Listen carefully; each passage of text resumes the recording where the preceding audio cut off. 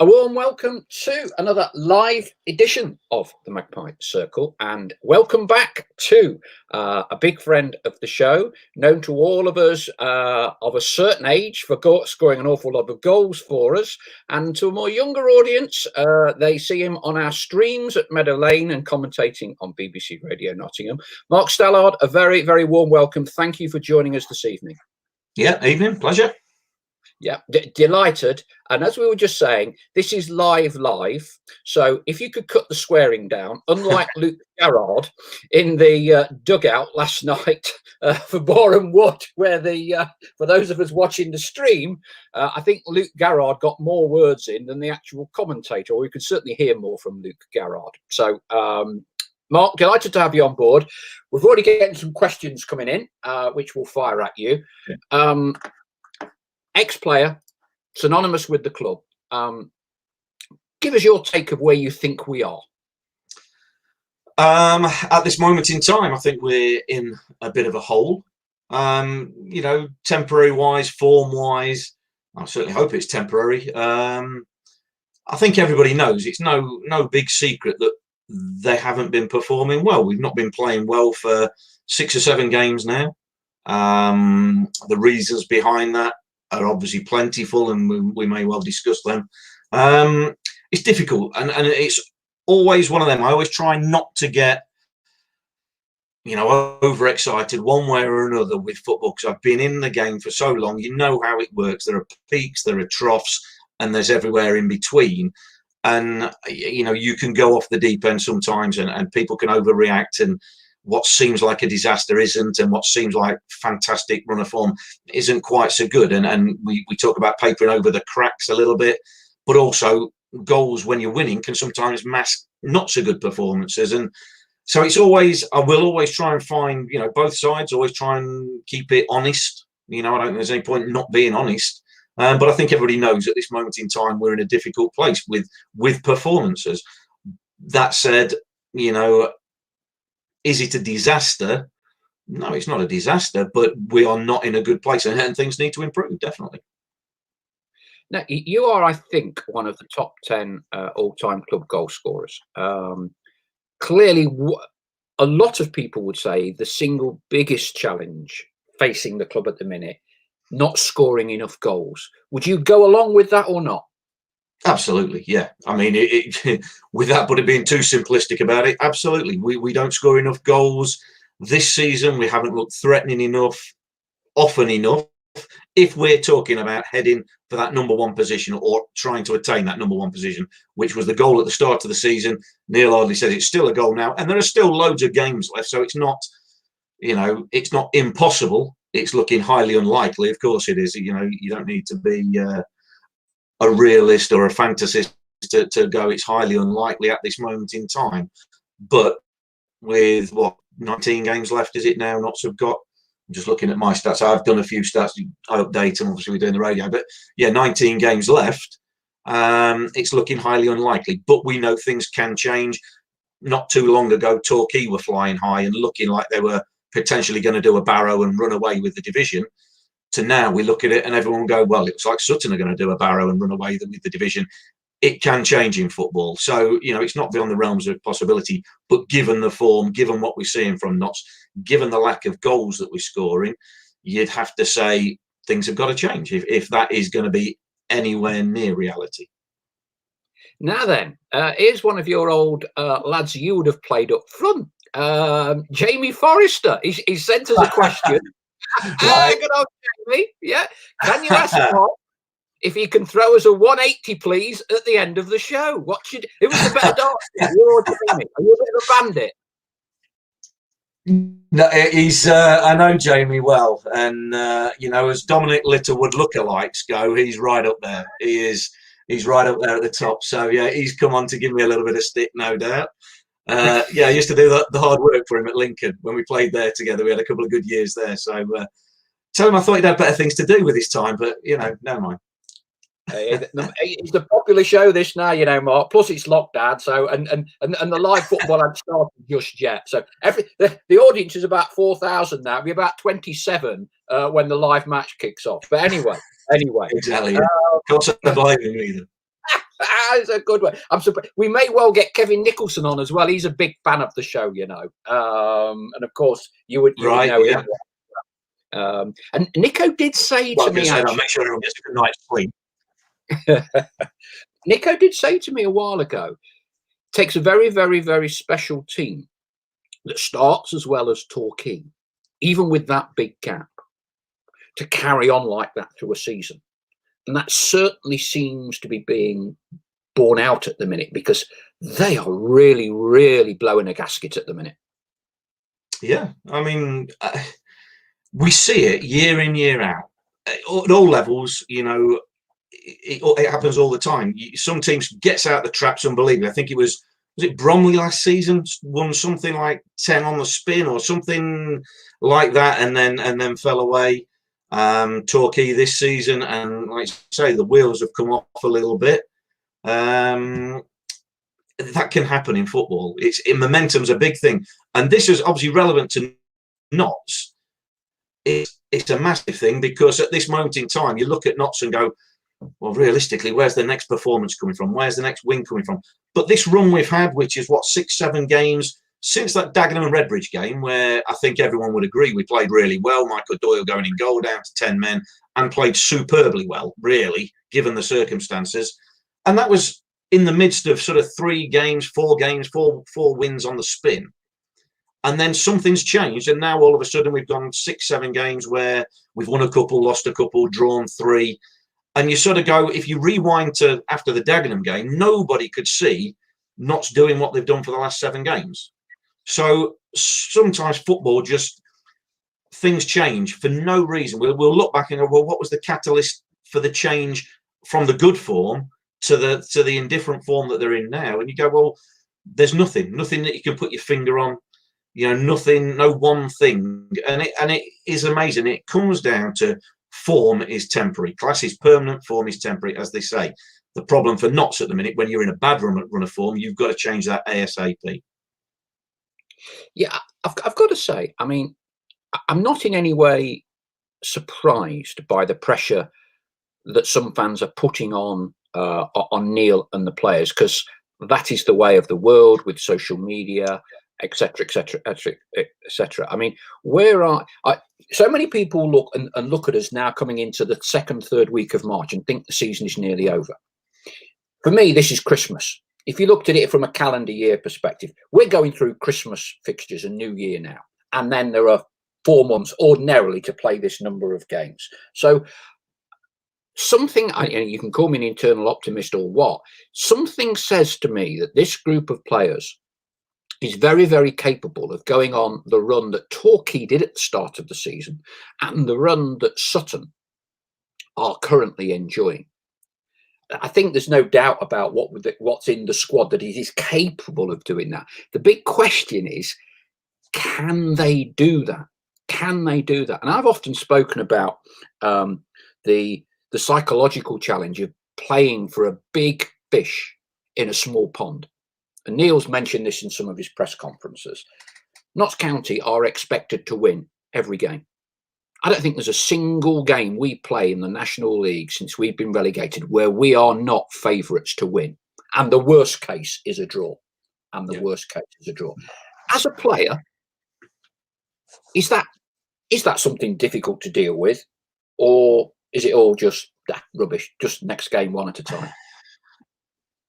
No, it shouldn't be difficult to deal with, because as a professional footballer, even if I was playing at a team that's expected to win or anywhere else, and I'm assuming everybody's got, you go into every game believing you can win, even when you play cup matches. You don't go into cup matches against teams 2 divisions, 3 divisions higher than you, going, well, we've got no chance today.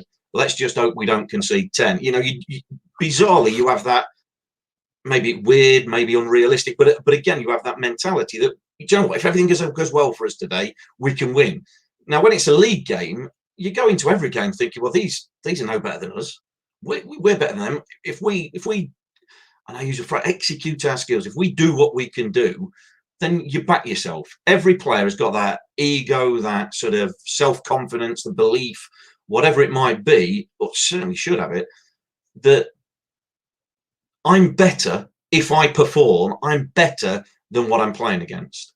So it shouldn't be a big thing. It shouldn't be too much of a problem to be expected to win games. You should expect to win every game. I'm sure every player in a Notts shirt expects to win a game. Likewise, I'm sure every player for Boreham Wood last night expected to win the game and believed that if they perform, they would beat Notts County. So every player, you've got a lot of ego and a lot of self-belief in two football teams, and that's what makes it difficult. That's why, despite belief, despite quality, despite tactical nous and whatever you want to call it, despite all that, you've got two juggernauts, if you like, going head on, and one will overpower another more often than not. But it doesn't always work the way you expect it to. With that in mind, do Notts go for the jugular enough, do you think? No, in terms of how they've been playing, no. But again, the reasons behind it, going for the jugular, it's terminology. So what is going for the jugular? We don't have enough players who are naturally what you'd call fox in the box type, or really willing to get in there where it hurts, really die to get on the end of balls. We don't have players who put the ball into areas enough times. It's hard to say. Now, maybe that's not naturally in players' games. I'm thinking of the likes of the creative players, your Enzios, your Ruben Rodriguez, your Eli Sam, whoever else I might be missing out there. They're not what you'd call out-and-out centre forwards who are going to go and score you 20 goals a season, because that's not what they're there for. They're there to create predominantly. Obviously, we want them to chip in with goals as well. So, but your centre forwards that Notts have got, Kyle Wootton, yes, unquestionable, he's proven that, and he's done fantastically well this season, and hopefully will continue scoring goals. Sooner rather than later, he'll get his next ones. Beyond him, Jimmy Knowles has shown ability to score goals and get in there, score goals from nothing. I'm talking scrappy goals. I'm talking off a back of ricochet, drops in the box, and hello, it's just dropped to a Notts player. Hughes, I would imagine, is as good an example as Notts fans in recent years will remember of. God, he seems to be in the right place a lot. God, look how lucky he is sometimes. The ball just drops to him, or look at him, he's won that header, and he scored. That's not luck. That doesn't happen by luck. That's a skill, a desire to be in the right place at the right time. What you don't see is the amount of times that a Lee Hughes or any striker like that be in them positions and the ball doesn't come. For every one where the ball comes, there'll be perhaps 10 that don't. And somewhere along the line, you don't lose your head and go, the ball's not coming, I'm not going to do it. But when it comes, there's got to be nothing more important than putting the ball in the back of the net. It sort of wasn't for me. I'm sure Lee Hughes or any striker has got to have it. Have Notts got enough of them players at this moment in time? I would argue not based on what they've shown in this half of the season so far. That's not to say they can't go on and do it. I think they've got some good ability in that squad. It's just not in form at this moment in time. But I think that is one thing that I would identify, that sometimes you can watch Notts play, and for all the passing and getting into wide areas, does the ball come in well enough into good areas often enough? And have we got enough numbers in the box killing themselves to get on the end of the ball and put it in the back of the net? I would argue we haven't. And like I say, I'm sure Neil Hartley and Greg Abbott, watching the videos of the games over and over, and the analyst Jimmy will watch this and probably think the same thing. It's a difficult thing to actually coach and to teach, if you like, because it's an innate ability, if you like. You don't coach somebody to be a Lee Hughes. You can point them out, you can show them, but they've got to have that sort of sniffer's instinct as to where to be, to know when somebody's got their head down, is he going to deliver a ball? Where's he going to deliver it to? I'm just going to get across my defender. And it's little things like, it might be, knowing when to give your defender a nudge, put him off balance so you can get a yard. It's tiny, tiny little things. But a game is made up, and form, where Notts are not particularly in form at this moment in time, form is made up of lots of little bits. And it's not one massive thing where people go, the reason Notts are no good is because of him or that. there's lots of things that go together to make a team being in form to then suddenly being off it and out of form. Lots of questions coming in. Thank you so far to James Spring down there in Weymouth, Stephen Orton, Lee Brearley, Keldsdyke, obviously Jamie, questioning your darts credentials. Mike _ the delight. Yeah, there's no credential. And Chris Barker. I'll get through these. K. Oliver Ramsden's also just joined us as well. Here's an interesting question from Mike _ Stell. How did it feel as a player when your manager was under pressure with the fans? So if you think back to when you were playing, and you were playing in a team where you say you don't notice and all the rest of it, but you kind of know the manager's under a bit of pressure. Does that in any way, shape or form affect you or not? I wouldn't say it affects you, but you are aware. You like, I know people sometimes think that players are oblivious to what's going on in the outside world, but they're not.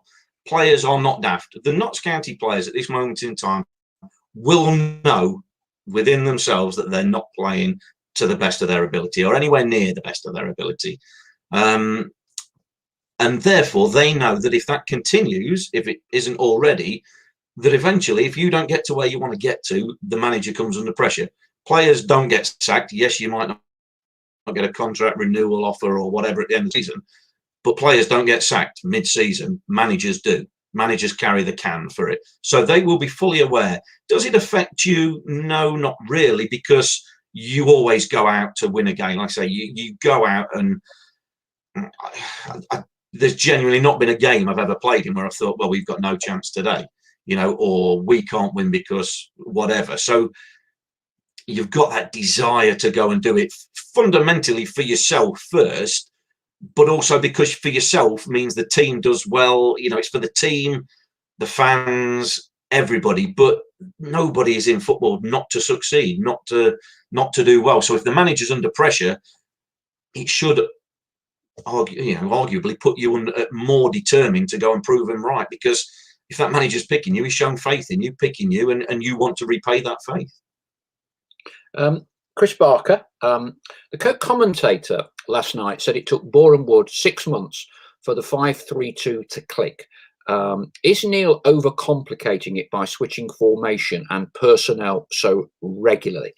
I think certainly in the modern game, players are rotated, systems are changed, far more, I suspect, than when you were playing, and certainly far, far, far, far more when I'm a teenager watching Notts County under a Howard Wilkinson, Jimmy Cyril, even a Neil Warnock. What's your take on this? So Notts have gone with a 3 or a 5 in the last 2 away games, changed it for the last 15 minutes or so last night and got 2 goals. Does it make a difference? What's your take? Are players at this level, National League / bottom end football league, is it more difficult for them to change? Do they just want clarity, which Howard Wilkinson always used to talk to us about in previous ones? His favourite phrase was clarity. Clarity. Yeah. What's your thoughts? First, well, there's a few things. Firstly, I would say that there's less chopping and changing when you're playing well and winning games, because the system, I think, I might be wrong. I think Neil Ardley prefers to play a 4-4-2, not a standard 4-4-2 as we all sort of used to know it. He likes his wingers to come off the line, play in them pockets of space between the midfield and the defenders that make it hard for the opposition to pick you up, as we've seen Enzio, Cal Roberts do on many an occasion before now. But I think that's his preference, and that's why he's played it predominantly this season. Yes, he's gone to a 4-2-3-1. Yes, the last 2 games he's gone to a back 3. But I think the reason for tinkering like that is that nobody really has nailed down them forward positions. And I said it on commentary last night. If you've got players that pick themselves, if you've got a front pairing that are scoring goals and playing well and causing havoc, you play 2 up front. You don't leave one out or rest one. Or okay, you might rest one with games coming Saturday, Tuesday, how they are doing at the minute. But predominantly, you play your front 2. if you've got two wingers, wide midfield lads who create 15 chances a game, or get by line and pull 10 crosses back, or take the, even if it's just occupying the opposition fullbacks and take them back towards their own goal and make them defend, or you can give them the ball and they'll carry it 30 yards, they play. If you've got midfield lads who can get box to box and chip in with a few goals and get back and help the defence out, and do their jobs and keep the ball and, pass the ball progressively, they play. So if that's the case, the formation picks itself. For me, what's happening now is we haven't got that. So he's searching for, first and foremost, his best combinations of players. Kyle Wootton, I said on commentary, I think, or before commentary last night, I think I said, if we all took a poll out of all the fans, ourselves, anybody, and we all took a poll of what the team should be for the next game, I think there's 4 names I could probably come up with that 95% or more would come up with, and that includes the goalkeeper. Outside of that, you get a lot of 50-50 calls, who plays right back, who plays left back, who plays in midfield, who plays, for me, sort of centre halves, goalkeeper, and Kyle Wootton centre forward, they're sort of names that are etched on the sheet at the minute.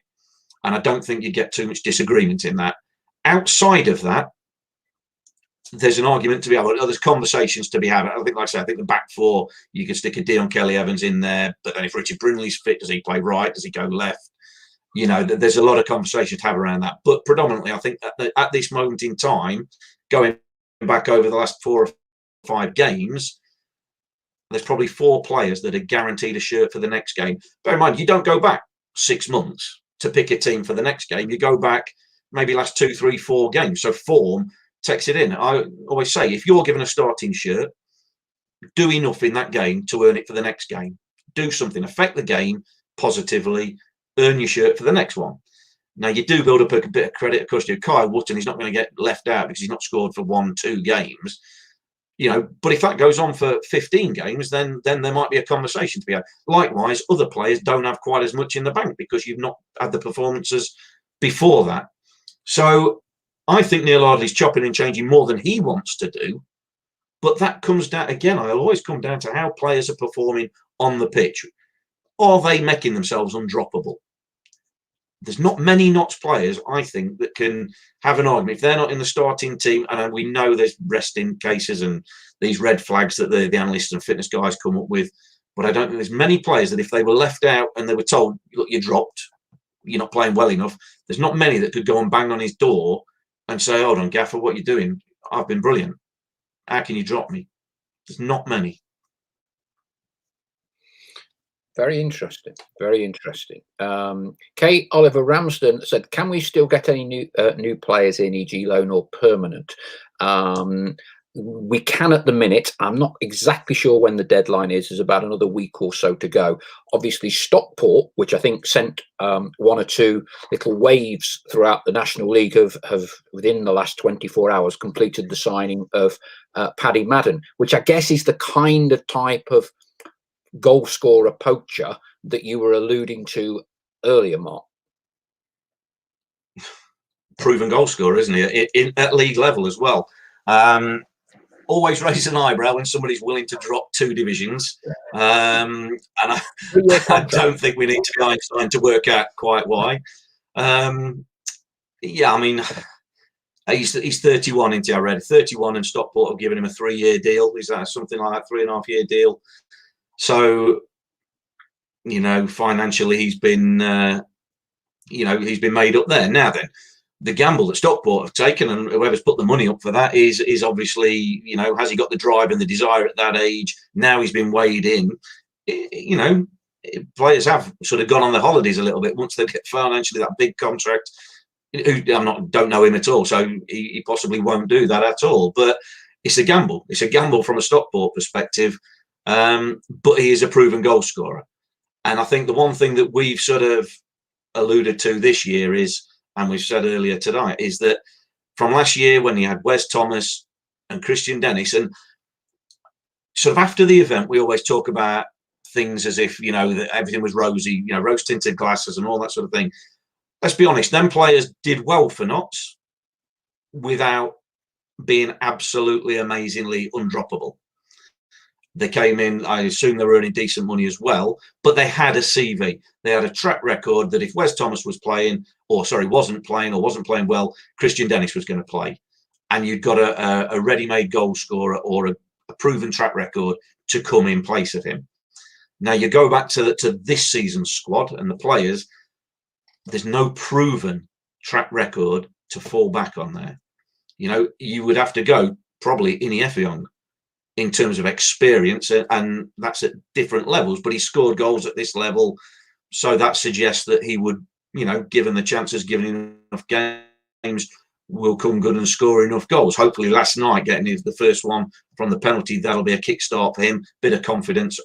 First goal for a new club is always vital. So hopefully we see him come in and do what I think Neil Ardley wanted him to do, come and be that big, strong physical presence who can run as well and be a real good foil for Kyle Wootton. He can replace him if needed to when Kyle needs a rest, but he can come and be a foil and play alongside him. And then we've got two big, dangerous threats that at this level will cause other teams problems.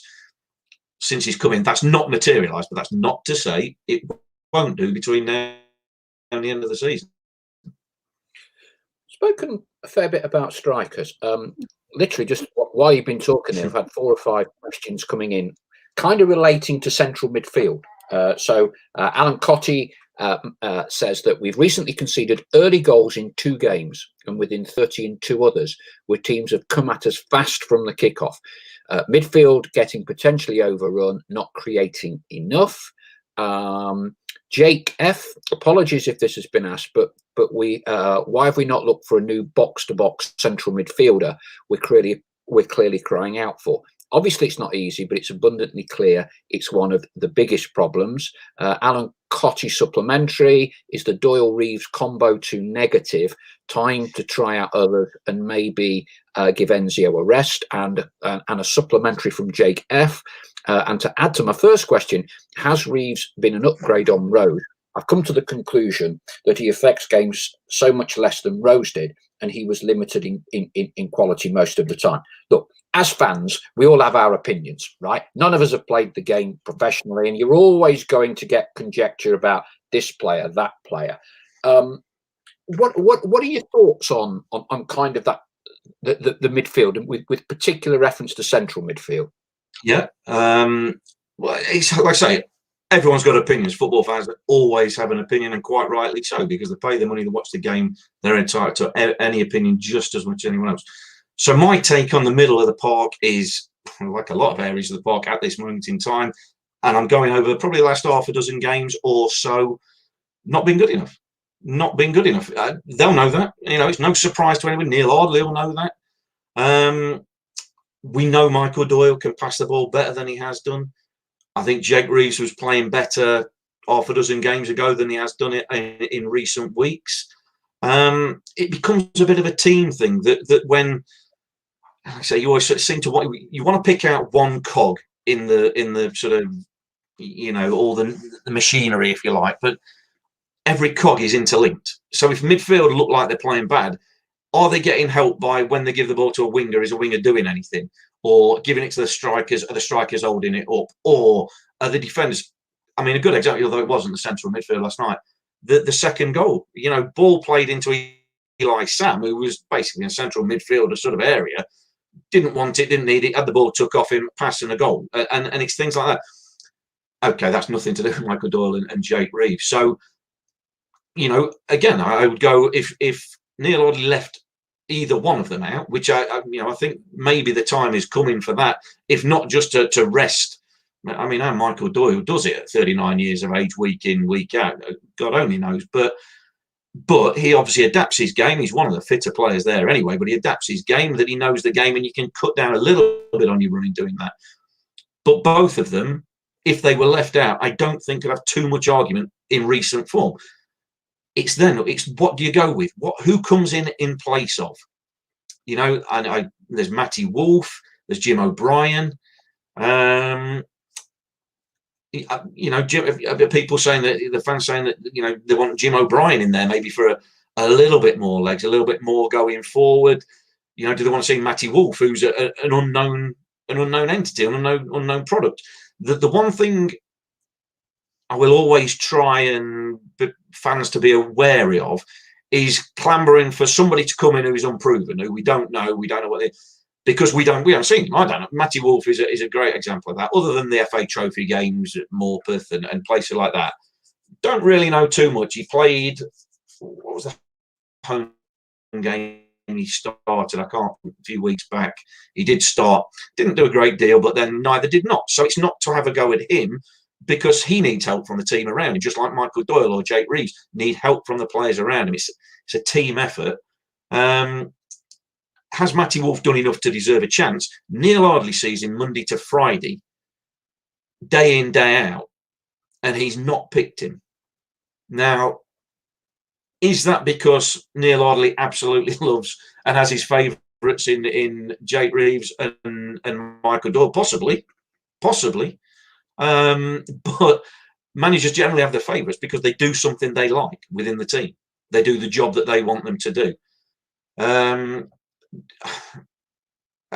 I've not seen enough of Matty Wolf.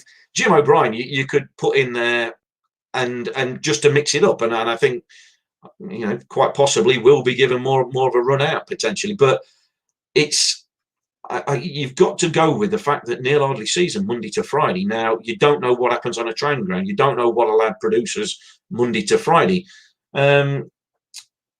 It's a difficult one to say. But what I will say is that, yeah, central midfield, like, well, any part of the attacking unit, has not been good enough. What you can say is Michael Doyle and Jake Reeves have probably provided enough of a shield defensively to assist the back four to help us be, you know, we are the best defence statistically in the division. So that's that. I get what people say, well, why haven't you got a box-to-box goal-scoring midfield player? Great. Who? You know, I'd love one. I'd absolutely love a goal-scoring mid. You know, we've said outside of Kyle Wootton, Enzio's next highest scorer in the league with 4. Not enough. We haven't got enough goals from enough areas up until the game Saturday when Mark Ellis scored. Who was it? Well, Wealdstone. Up until Wealdstone, we hadn't had a goal from a defender. You know, which the defence has been magnificent defensively, but you still need them to chip in. So then you look at, is it something how we're set up? Is it something that players aren't doing, aren't getting? You know, I don't know what it is. We didn't, again, up until last night, where both goals ironically came from a corner, we were saying we didn't look a particular threat from corners and set pieces. Yet we've got plenty of height in the team, and we see different training ground routines. But it's all right having height and all that sort of thing, but you've got to have that desire, that drive to go and, you know, get the goal. It's all right doing it in your own box. Do it in the, you know, there's a million and one different facets, but to bring it back to the midfield, yeah, anybody's place is up for grabs, I would say, pretty much outside of the defence. But Neil Ardley obviously doesn't see anybody banging on that door enough. And I don't mean physically banging on his door. I mean in training, in the games when they get the, you know, in the FA Trophy games, when they do get a run out in the league. He's obviously not seen enough for how he wants to play. Like I say, I would love us to have a box-to-box midfield player, Mark Draper type, you know, going back a few years, but a player in the middle of the park who will provide goals. Because me as an ex-striker, and me thinking, trying to put myself in Kyle Wootton's head, I'm thinking, if I get somebody who runs beyond me, that takes the eyes of the defenders. Somebody's got to track him. If the midfielder don't track him, the defender gets dragged towards him, and then I make my move, because that defender's just had to make a decision for a second or a split second, and I can take advantage. Now, if the way Notts play, predominantly the midfield players aren't asked to do that, but it may well be one of them wide players coming in off the line who makes a run in behind. And I think that's why sort of Jimmy Knowles, I would say, is something a little bit different, because he runs that way towards the opponent's goal and tries to stretch defenders, which therefore allows you a bit of space, whether it's into Carl Wootton's feet, whether it's into the wide men's feet coming in off the line, but it creates space. A lot of the time, I think with Notts, a problem that they have, because they're pass, is I think everybody knows that teams now are going to go, right, don't get in the faces, don't allow them to build up from the back if we can help it, force them to go long, and predominantly we can win the ball back. You know, you've got to look to turn teams around, to stretch the game, to buy you that space to pass. Yeah, it's a very good question. We don't necessarily turn teams, do it? Now, Dale Pike, it's just that Kel Roberts has been the biggest miss this season. If he comes back, it will be like a new signing. Now, one of your fellow media guys, Lee Curtis, has kind of intimated it's far from straightforward quite when Kel will be coming back. The club have signed Lewis Knight, and appreciate it is difficult because we haven't seen him. He kind of has an identikit, not dissimilar to Kel Roberts, coming up from National League North, young, hungry, very, very pacey, we're told, with an eye for goal. How quickly would you consider putting someone like that into the squad? Well, it purely depends on how good he is, what he looks like in training. You know, never seen the lad, so obviously no idea what he's like. But if he comes into training and looks like he's got the capabilities, then at this moment in time, like for all the things we've said previously about them forward places, get him in.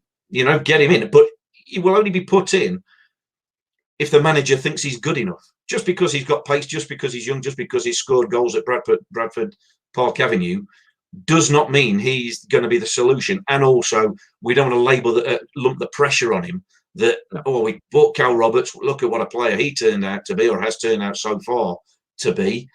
This is the next one, as if they just come off a conveyor belt, like, well, they're all Cal Roberts waiting to come in. And football doesn't work like that. You've got to find whether he can make the step up, whether he can adapt. We certainly hope he can, because I think that is one thing I would like to see with Notts, a bit more out-and-out pace in the team. I think Sutton, who are top of the league at this moment in time, have got a very decent, so the few times we see them play, but they've got a very decent, solid 2 lines of 4, very simple, 2 solid centre-halves. They've got pace in wide areas, and they've got goal scorers. And they've got a goal scorer as well from deeper, from midfield as well. So, you know, they without being spectacular, they have got the boxes ticked that you need. Solid at the back, decent up front, and pace in wide areas to create. You know, it's a formula that's not particularly clever, but it's, you know, effective when it's done well. Yeah, and we get back to that phrase clarity there, clarity of role. Do you think players at this level, compared to Championship and above, are comfortable with squad rotation? You know, I mean, if you realise, Sam, you get a worldie. We know he had a horrible first 45, okay, but he scored. His first goal was very good. He gets a worldie, and then he doesn't start. That may well have been, Neil had said, you know, I'm changing it around and all the rest of it. Is the mentality of the players where we now operate, in terms of National League, compatible with that kind of style? Well, I suppose that comes down to the individual. You've got to you know, treat every player individually. In that case,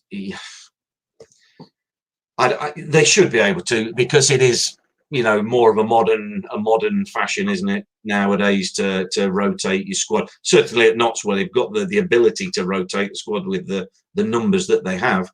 I suppose each lad, I mean, I know I wouldn't have liked it, but I played a million years ago, so you wanted to play every game, and I'm sure that doesn't change. I'm sure players still want to play, even if it is Saturday, Tuesday. They want to play every game. I'm pretty sure that's the case. But you know, you have got these, you know, more analysis, more sort of fitness science, if you like, that can say, look, you're in danger of a muscle injury or this, that, and the other. So they can sort of pull players out maybe when they need to. But then, you know, so look at Michael Doyle, 39 years of age and played every game. So obviously everybody's different. I think that's the thing now. Everybody gets treated individually rather than there's a collective it's the squad, and you might have one or two change.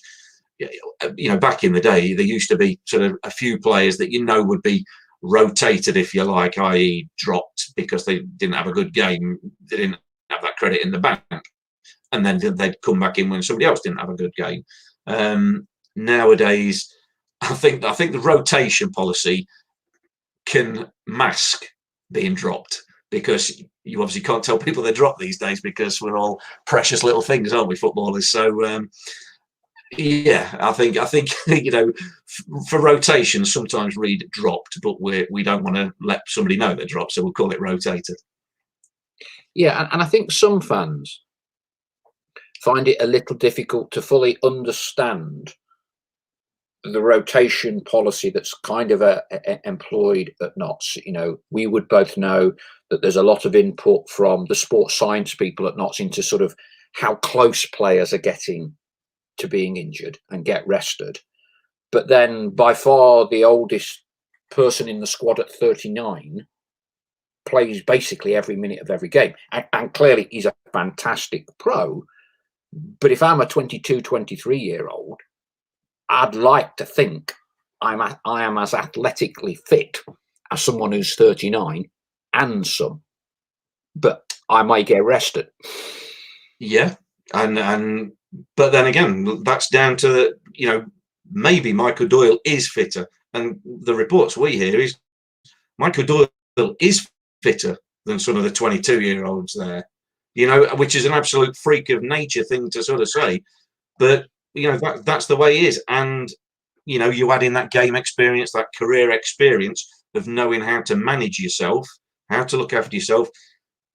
What I would say is Michael Doyle throws a gauntlet down. We talk about setting bars, setting levels at things.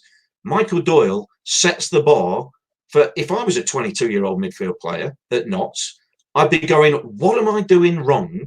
Or what am I not doing well enough? Or why can he do it at 39 week in, week out, and I'm not taking his shirt? And okay, you can always fall back on the manager loves him, his dad, manager's son, and all that sort of thing. The jokes that usually go around in football dressing rooms. Yeah. But bottom line is, no manager picks players that he doesn't think are the best players, because the manager wants success, because the manager has got big dreams for himself, getting things on his success on his CV to go and earn fortunes and be famous and do whatever they want to do. So nobody picks a team not to win.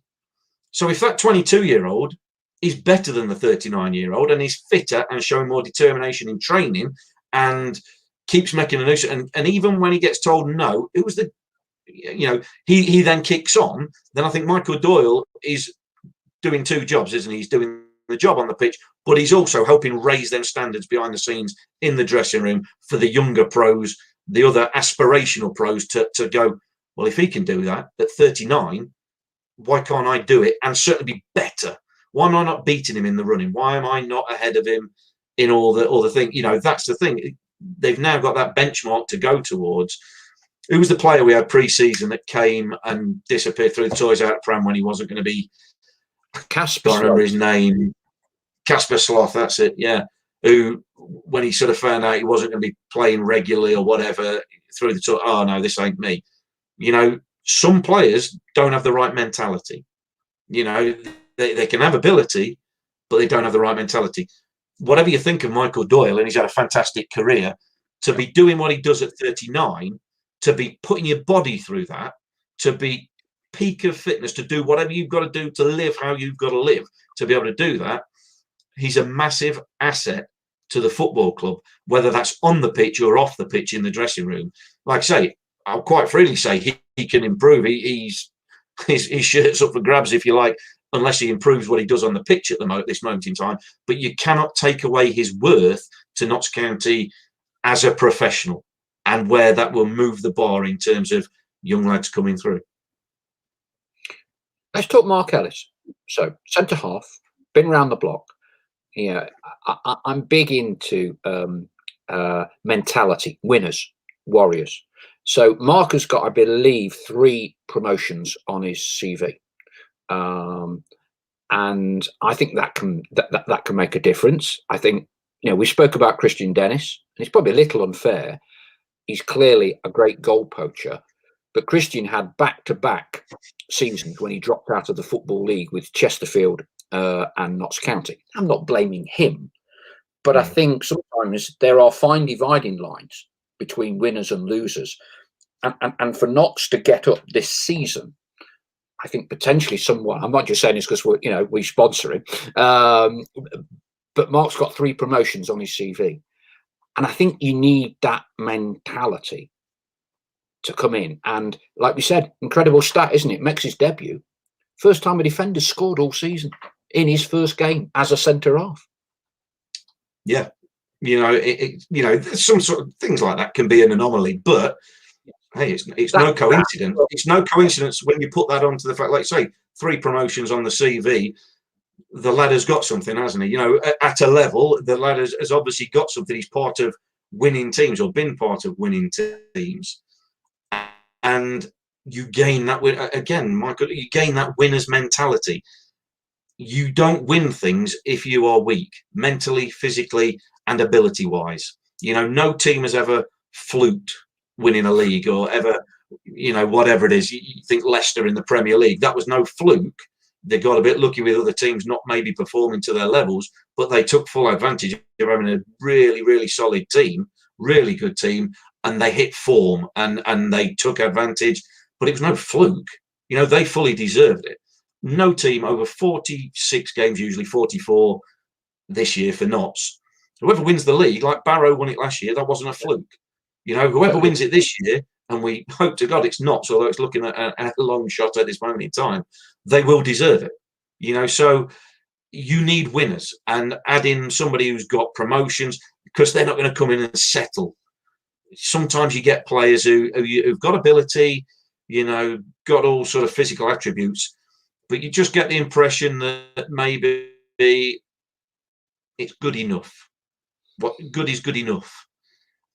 And real winners, the people I sort of look up to and admire, if you like, and I think a lot of people do it. Teams like, I've got no affinity to Man United, but that Man United team with all the Beckhams, those Giggs, Scholes, all them lot, the Ferguson era, who not only win the league for the first time, but then go and do it again and again and again and again. And they have that hunger and desire to not just climb the mountain once, but then go and reclimb it and do it again. Don't settle for doing it once, you do it again. So Mark Ellis, he's got 3 promotions, not happy with that.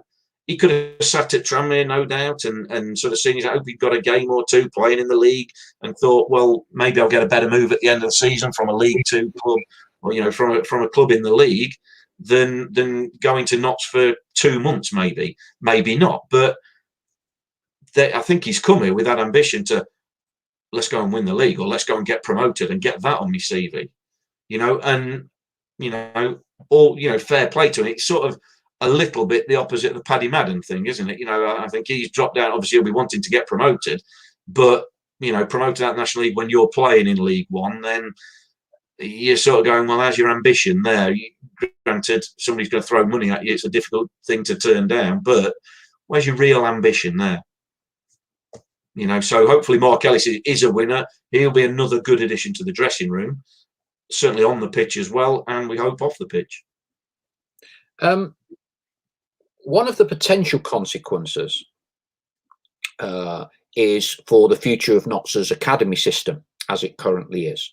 I think it's fair, I think everyone understands and accepts the future of the academy is kind of under review at the minute, because if Notts do not get promoted, then the club will lose a substantial tranche of grant money from the Football League that's kind of been parachuted down to them for the previous season and this season. And you're talking ballpark figures of up to £500,000. We've got someone who I know you respect and like very much, Brian Bates, who set up Notts' Centre of Excellence in the late 1990s. Your Jermaine Pennants, Leon Best, David McGoldrick, Wes Morgan, who we released, as Brian will tell us, we released Wes Morgan because he was too chubby. That's a polite way of putting it, but anyway, he was released because he was carrying a little bit too much timber. Crikey, But the point was, these players were in Notts' system. You know, I've pulled up a few shirts, you know, and there's the one on the end here. Kelvin Wilson came through Notts' system. Yeah. Do you have any views on the importance of an academy system, players coming through, with particular reference to a club of the size of Notts and where it currently is in the pecking order of things? Yeah, I mean, I must admit, until you'd said it, Paul, just before we came on air here tonight, that's the first I've heard of it. And wow, that is a Sophie's choice sort of decision, isn't it? You know, do the owners fund or find £500,000 to continue funding an academy, which I'm sure if you're the owner of Notts County at this moment in time, you can find 1,000,001 ways of spending £500,000 that will guarantee you, well, not guarantee you, but will have more chance of having immediate success as opposed to the longer term success that ploughing it into an academy would be. Fundamentally, whether it's called an academy, a centre of excellence, whatever you want to call it, it is absolutely vital that you try and nurture and bring through young talent. You know, certainly young local talent. And that's, I get it, that's always been difficult for Notts because obviously Forest, you know, have always seemed to be the bigger club, if you like, you know, throughout the years. So they're fighting on that aspect, but Notts have got to find a way of developing. And the obvious selling point, if you like, from Notts to any young lad's family, if like whoever you've got to talk to, is you will get a chance. If you want a pathway into a first team, Notts is your place. You know, don't just be one of a million academy lads at any Premier League club or whatever, you know, where they sign anybody on with 6 litres of petrol, you get an academy contract and then get discarded by the wayside when you're 13, 14, when they don't want you anymore. You know, the selling point for Notts has got to be this is where you come to get into the first team. You know, this is where you've got a chance to get the first rung on your ladder, on your football ladder. How that's done, so whether that's academy based or whatever. Now, obviously, if you're talking £500,000 deficit in terms of finances, that is difficult. That is really, really difficult for the owners. That is a really tough conversation because the ideal is that, oh, well, we suffer it, £500,000 to keep an academy going. And if we sell one of them in 5 years' time for £10 million, then great, we're quids in. But you have to then look back at, okay, what's the reality? Does that happen? Has that happened? Do things need to be rejigged anyway? And even before you start looking at selling players on, what's that pathway been like from the academy to Notts first team? And for me, there's not been enough produced. I know people will come up with a few, Keon Atete that's gone elsewhere, that Notts sort of cashed in on. You know, there'll be a few. Curtis Thompson, I think back, you know, a few years before, did he come through the academy? Curtis did. Hayden Holland, so, the last one that made a relatively reasonable number of appearances. Hayden probably 70, 80 appearances for the club. But like I say, Paul, you'll tell me, would you take a £500,000 gamble on them names there to keep it going? And I'm not saying they're yes or no, but what I think there has got to be is, and I'm sure they will. I mean, I'm sure it's not just going to be a case, well, the academy is going to close down. We're not going to get £500,000, so we're shutting the academy, and we are not having anything to do with youth football. But it's obviously a hell of a decision for somebody to have to look at it and go, right, how do we structure this? Because I would argue that maybe it's not really been working anyway. You know, when you look at the players that have come through, we aren't talking about a load of Sean Derrys and players like that, Tommy Johnson coming through into the first team and then moving on. We aren't. We're talking about one or two who've sort of made it sort of not. You know, I can't remember the last homegrown player that's really come through and had a massive effect in the first team. Hayden Hollis, Curtis Thompson, who's doing fantastically well at Wickham now, Curtis Thompson, but didn't get a lot of game time at Notts. You know, I can't remember the last one that's come in and really become, because we're crying out, aren't we, for a homegrown hero, if you like, somebody who's come through the ranks. He's one of our own. Who is it going to be? And there's a challenge for young Notts lads out there to have a look and go, do you know what, if you want to be a footballer, get yourself attached to Notts. But it's a two-way street. It's got to be a two-way street. You've got to have the ability to scout these lads, find them, coach them, and keep them. It's a very, very difficult one. How they go about it, I'll be intrigued to see. I think you asked me the question, and obviously I got Leicester for quite a few years. I was on the board at Notts for 12, 18 months. And, some of the questions I would have asked of Alan around the boardroom table is whichever way you do it, and there's not necessarily a right way or a wrong way, but you've got to have some joined up thinking. So if you're going to run an academy, when it comes round to your appointing a manager, you need to understand your manager's rationale. Does he want to go with tried and trusted players? Does he want to promote youth at all cost? Can you reasonably say we would expect 2 young players, even if they're only on the bench, to be given to travel with the away team when they're 15, 16, and be able to demonstrate to potential future parents and all the rest of it that there is a pathway? And I think you have to have a manager that signs up to that or doesn't, and that affects your overall philosophy. Your chairman and the owner at the top of the pyramid says, right, we are going to invest in youth. So whoever we appoint as our manager needs to buy into that. And if he wants to sign 8 players over 32, right, because he wants to go with experience that particular season, let's set the parameters out before we start. We expect you to have a relatively young age team. That's part of our philosophy. Or, like you're saying there, we're not producing any players. We're going to go for experience, not worried about average age. We're going to go for it. Yeah. And so therefore you probably then don't need an academy. But whatever you're going to do, I think you've got to set the structure in place to maximize that. Yeah. And I think unquestionably it is more difficult now to hold on to players when they come through a youth system. So Kiana Teti left £250,000 from Tottenham. That figure, don't know how much fans know, that figure is capped at 250. That's all we could get for him. Yeah. So Alan couldn't get any more, 250. Donga Hugh, who went to Wolves, similar figure, 250. Before that, there was Jack Bean, who Ray True sold to Liverpool. So there have been some players coming through the system, but they don't kind of get to play for Notts. So it is harder to hold on to them. Earlier this season, I believe Nottingham Forest took someone out of Notts' system, a 14-year-old. So I think there are players coming through that.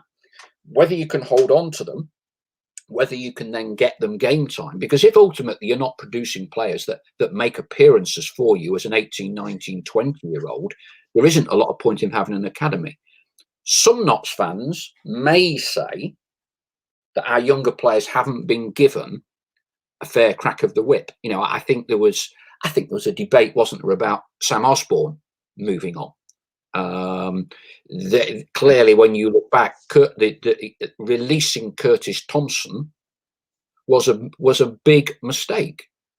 But Kevin Nolan's view as the manager of the club didn't want him. Off he went, given a free, and he's now playing 3 divisions higher than where we are at the minute. The Notts as a club over the past 3 or 4 years have signed quite a large number of players, 30 plus, on a 1-year contract. They might not have even played 5 games. Now, there are all arguments and counter arguments. Is that an effective use of your budget when you could have had a 19-year-old playing less than 5 games? Difficult one.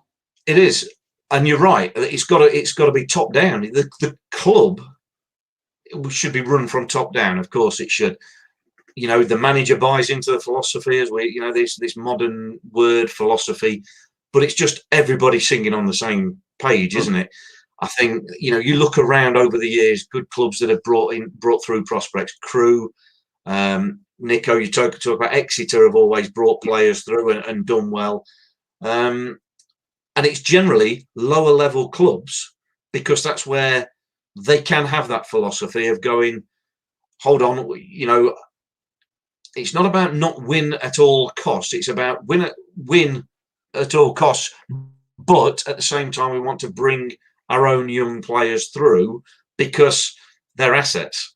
And you need to put value in your assets by playing them and giving them some exposure. And then that brings the next layer of assets. So, you know, your 13 and 14-year-olds see a 17-year-old in the first team or in and around it, and they want a piece of that, and so on. And it becomes a waterfall system like that. So you're dead right. The problem or the difficulty in the modern day is that what's the average time span for a manager? Somewhere in the region of 12 months, 18 months.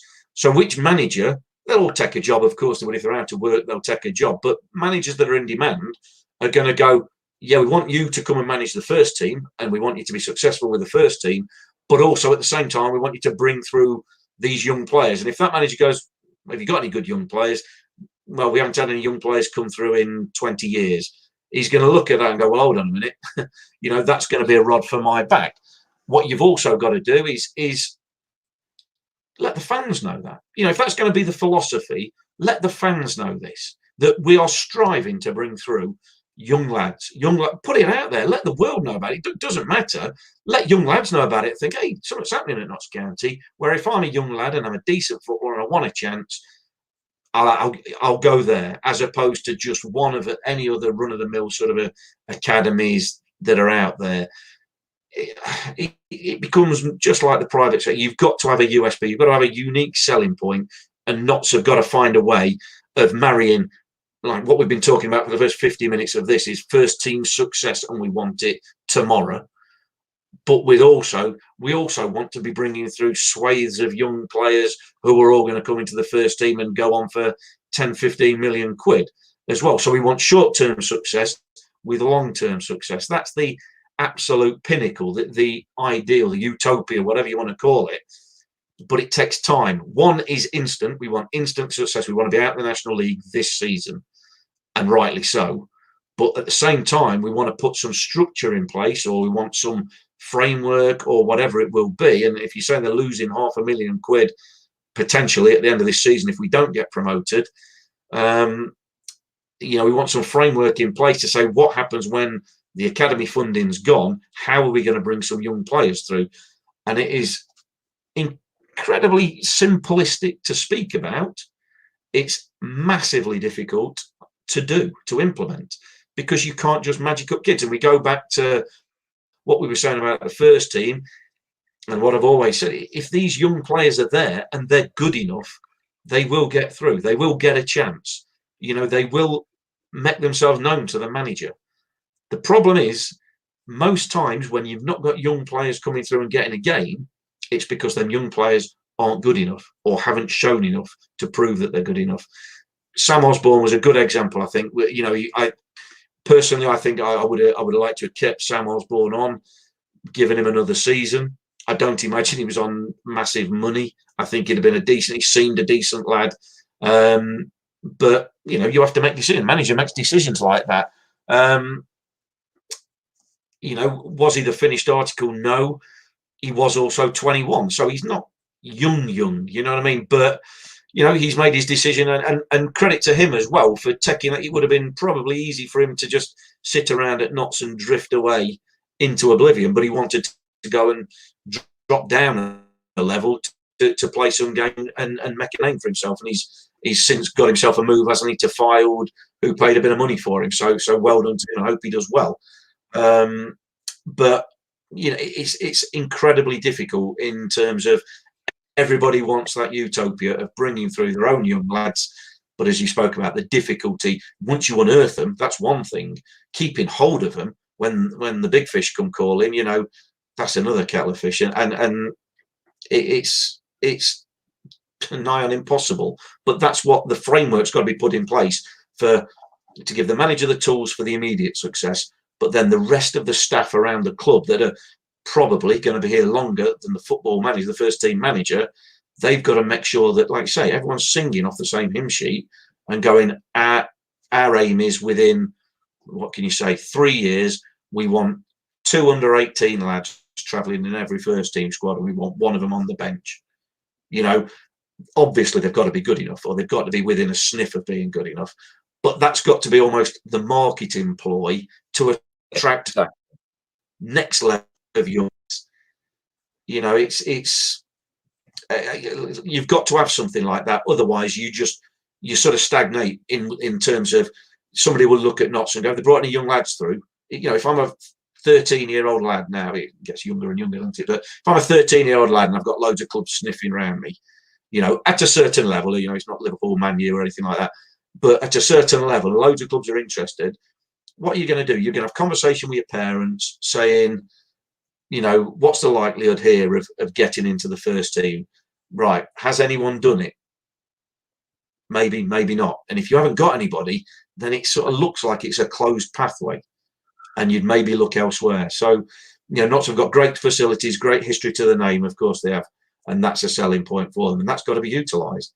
But also you've got to utilise the fact that we can show them, hey, we've got Dong DeHay, we've got Keon Atete who went on to Spurs, we've got X, Y, and Z. And the more examples you've got, the better it is to go to other lads, to go into front rooms of parents, obviously when that's allowed, COVID restrictions lifted, but go into these young lads' houses, speak to the parents and say, look, Notts County are a club that promote youth players. So you're Johnny, Stevie, you know, Dorian, if it's a girl, you know, for the girls' team, for the ladies, you know, there is a pathway for them. There is a future, and it makes Notts County an appealing proposition. I'm sure that's what Crewe have done for years. I'm sure that's what Exeter have done for years. But, you know, no time like the present to put it in place. If you're saying that the £500,000 funding stops, like I say, it becomes a desperately difficult decision because somebody's got to fund that. Some observations. Kay Oliver Ramsden. Mick Walker was a huge influence for the youth team at Notts. Look at all those players who came through under him and Russell Slade. Absolutely. And she then goes on to say, my husband got picked up by Notts when playing for City Boys. He said Notts was the place to be under Mick and Russell. Kind of bears out exactly the reputation that once you can get that, it becomes self-perpetuating. Lee Brearley, currently it does not meet the outlay, so it's not productive. It's finding out why and making it work, whether it be scouts not good enough or we losing youngsters to other clubs. It has to be sorted. I mean, the real irony of all of this, Mark, is that the club has by and large gone down a route of tried and trusted experienced professionals for many years, signing up to 40 players in a season, and clearly it hasn't worked because now for the first time in our history we're not in the Football League anymore. Yeah, and for all the reasons we've said, you know. Yeah. And now the real yeah, and the real challenge now, Mark, of course, is it's a huge ask to ask for younger 18, 19-year-old players to be slung into a team in the National League, physically tough and combative, and expect to win 2/3 of your games and get us straight back up again. So it's kind of like everything that could possibly seem to have gone wrong over the last 3 or 4 years has gone wrong, and it's a very difficult position. I think, you know, it would be. I think most people would take a view that the owner's approach is, for dumbing it down's sake, you would call it a Moneyball approach. You know, you would look at a lot of video and statistical analysis.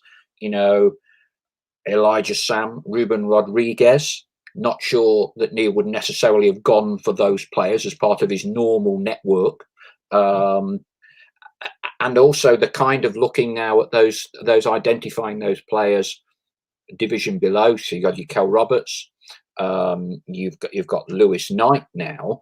It's a case of, is the owner's philosophy to bring these young players through now? Are they going to go about it a different way? Yeah, quite possibly, and only time will tell. That, you know, whoever has done the recruitment, like anything, you're going to get some successes and some failures, or some not so successful. You know, Cal Roberts was a great spot. I think everyone would agree from what we've seen so far. And we, you know, to go back to first team matters, we desperately want him back fit and playing as soon as we possibly can, because that is a massive loss. Like, you know, we're talking about everything that's happening not without a key attacking player, without a key creative player, and that would affect any club at this level. But in terms of identifying players, that in itself is a massive skill.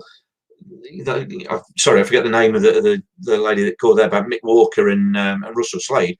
I remember as a schoolboy being training with Mick Walker in the sheds behind the well, what is the cop now, you know, sort of thing there, and Paul Hart was there as well. I think he might have been a senior player, and used to get kicked all over the place at about 13 years of age, you know, on the sort of cinder things. But it was a great experience. It was, you know, it really was good. But yeah, everywhere you went on trial had these sort of things. You saw the same lads going round, and you saw them at different clubs because the better players are in demand. It's what makes you, Notts County, what makes you the place to be. You've got to attract these players, whether they're local or whether they're a bit further afield or whatever. You've got to be able to attract it, which means a framework coming in place from the owners. What are they willing to fund? You've got to have the scouts. You've got to have people out there. You know, you've got to have people on the ground watching, I say it's school games, but it's, you know, watching Sunday games, watching Parks games. That's how it used to happen. Whether it happens so much that way nowadays, because everyone's signed up to or so it seems, everybody's signed up to an academy or a football league club by the time they're 8, 9, 10 years old and discarded by the time they're 12. But then do Notts then keep an eye on who's being discarded from the bigger clubs? That it's however you want to go about it, but it's being clear and focused in the way that you do it, getting staff on board that are going to work their socks off, because there can't be anything harder than trying to recruit young players, because, you know, who knows at 12, 13 what somebody's going to be like at 18, 19, 20. You don't really know. So there's a skill in that. It's involving the right staff to do the recruitment, that work hard, that are willing to put the hours in. Somebody's got to fund that. The Reeds brothers, as it is at the minute, it'll be, you know, on their pay bill if we're losing funding for an academy. And whether you have it as an academy or some iteration of an academy, a school of excellence, whatever, who knows the way to do it. But it's got to be clear. It's like anything. You need leadership from the top, and it needs to be clear instructions passed down, and everybody knows what's wanted. Everybody knows what's needed from them. And that includes, like I say, the first team manager, who is, look, we need young players coming through. We need it to be visual so people see a pathway. You know, to talk about it sounds a piece of cake. A lot of managers might be a little bit reticent or a little bit reluctant if they don't think them young players are deserving. So, you know, there might be a little bit of a middle ground where there has to be compromise from that manager's position, you know, to accompany the desire of the club, if you like. Because let's face it, every manager is an employee of the club. Excellent chat. We've already overstayed our welcome with you. It's an interesting question. We'll wrap up on this one from Jake. If Stall, you could sign an opposition player, so National League, that he's seen this season to improve Notts, money no object, who would it be? Oh, money no object. Paddy Madden don't count because obviously you're not seeing play. Oh yeah. Has it got to be right? Who we've played against, who I've been impressed with. See, weirdly, the one name that comes to mind, and we haven't played him yet this season, and I said it to Charlie from last season, I like Michael Cheek at Bromley, who might not get a lot of mentions, but I like him. Reese Murphy at Yeovil, and I've got Yeovil doubleheader coming up soon. I think he's a decent striker at this level. But one I've seen this season, now then, nobody really stands out, because when we played Sutton, it was a bit of a nothing game, but you could see they were solid. Asante, Chesterfield. He looked, he looks like he's a player, and he's signed by his former manager, Wanty Rowe, who had him at Gloucester. It's a difficult one. We've not played him, so I'm kind of cheating the question a little bit. But I like Michael Cheek. And knowing the way I can put the kibosh on things, hopefully that means when we play Bromley, he'll have an absolute nightmare, a stinker, won't be able to trap her back in the sand, and we'll be able to beat them. But I like him. He's a clever player. He goals, creates problems. I quite like him. Kay's just come back. My hubby's team photo with City boys was Matt on this in this team. Matt Carbon, John O'Kane, Stevie Robinson. Think this was Stell's era. Yeah, absolutely. Matt Carbon. Yeah, John O'Kane. Remember he signed for Man United as a kid. Steve Robinson as well. I remember that now. Don't remember that as well. But yeah, Matt Carbon, I know well. Played with him at Barnsley. Carb, so he's a good lad. And yeah, John O'Kane, I say, he ended up signing for Man United, I think, as a kid, and then ended up at Bury and places like that. Yeah. Yeah. But yeah, good days. Really good days. Yeah, it's funny how all these things crop up. We've built this as a preview Yeovil, among others. We've not mentioned it yet. So let's just wrap up. And finally, Yeovil, 2 games against the same opposition in 4 days. It's a bit like the old FA Cup replays years ago. One through Saturday, like now it's 10 day replays, but you play them Saturday and then like Tuesday you go away, wouldn't you, if you're drawn? So what does that bring any specific challenges with it or not? Clearly got relegated with Notts 18 months ago. Not had a great time of it. Didn't make the playoffs last year like we did. Such is the National League this season. You know, there's like about 16 teams in with a shout. How do you see this 2 in 4 days, the same team? Yeah, I mean, again, weirdly, Charlie was asking me the same thing after the game last night, and honestly, I don't think it poses any real problems. It you know, people, well, you get to know each other, or you know what? It's no different to playing in a semi-final, a playoff semi-final. You know, you play the same team twice in 4 days, 5 days for that. So I don't think it creates any problems. You know, it certainly shouldn't do.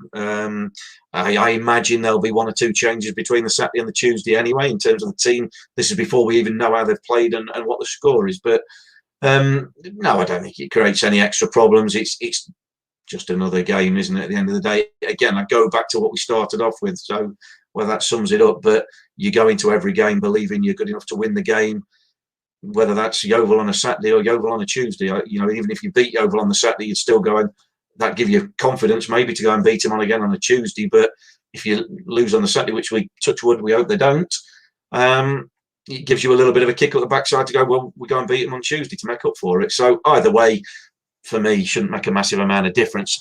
Notts have got to go out there, prove they're the better team. And every game now is a chance to just get out of this mini slump, if you like. You know, again, you talk about Yeovil. We think we've got it bad, but Yeovil have got relegated at the same time as us and had it tougher, far tougher. So, you know, chance for us to go and win 3 points Saturday, 3 points on Tuesday. All of a sudden, this run of poor form sort of goes in the rearview mirror and gets out of sight, and we can look forward then. But that's got to happen soon. You know, there's no papering over the cracks. The performances haven't been great recently. They need to improve. They need to get results. Gazing into the Stallard crystal ball, how do you think we're going to end up this season? Honestly, at this moment in time, I think it looks like playoffs.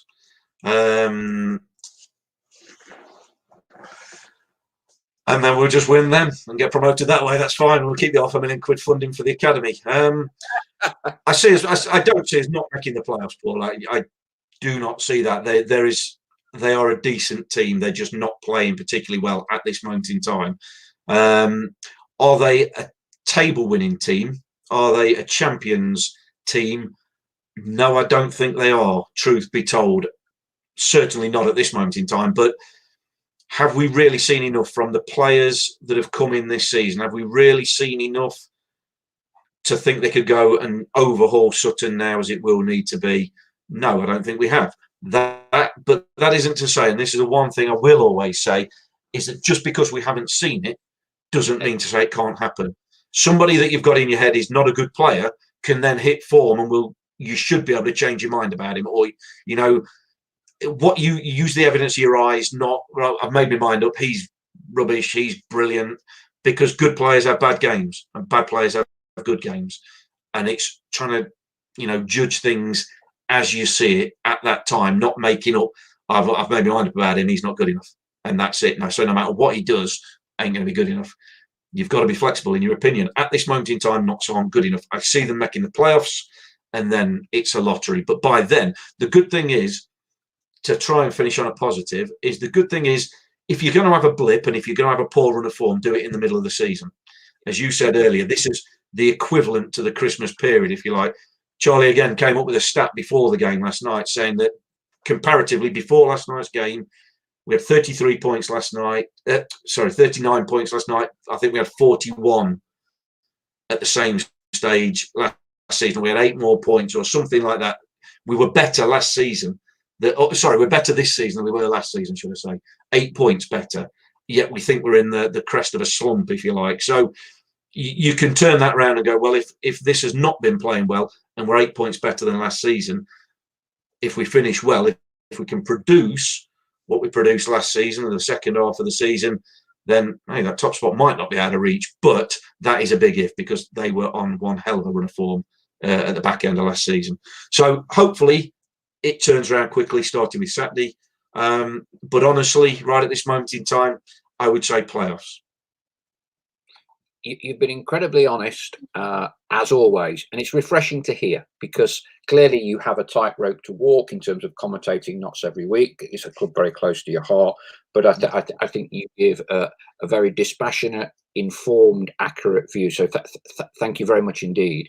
Now, we always hear you and see you on home streams at Meadow Lane, but when we buy the away stream, which certainly I always do, and I know a lot of us do, unfortunately we don't hear, you see. So a lot of these things you said tonight I don't hear, because I'm listening to the Wealdstone or whatever. You get to hear a proper commentator and a co-commentator. Yeah. Right. We heard more from Luke Garrard than we did from anyone else last night on the stream, I can assure you. Is there a little bit of light at the end of the tunnel that you may soon be able to go to away games? Fingers crossed. We hope so. Yeah. Nothing official. Nothing has been, said for definite. But I think what we're led to believe is that the BBC will be reviewing things as the restrictions are lifted. I think it's for the golf restrictions. Is it on the 29th? I call it the golf restrictions because that's what I'm interested in. But when we can go and play golf, do the first of the things that we can do when you're not of school age, sort of thing. So is that the 29th of this month? Then I believe the BBC are reviewing the policy of us having to watch a stream, which I'll be honest, it's great that we can get to watch it and commentate on it, but it's terrible. I mean, last night, Boreham Wood, it looked like we were watching on somebody's CCTV camera that was put up in a shed near the pitch.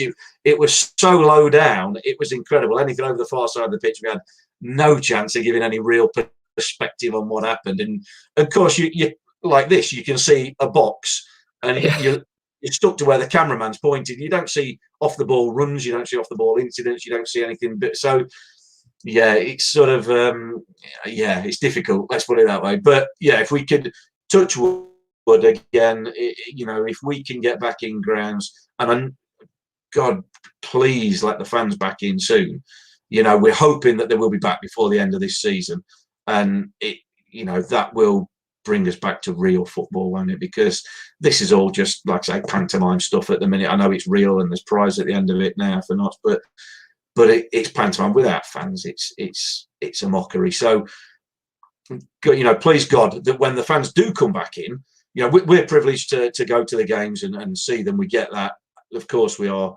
But when the fans are back in, let's hope we think is it with 2 games to go of this season potentially, should there not be any setbacks in the lifting of restrictions, then let's hope that they're 2 mega games with things to play for on them, and then maybe playoffs, and then Wembley as well.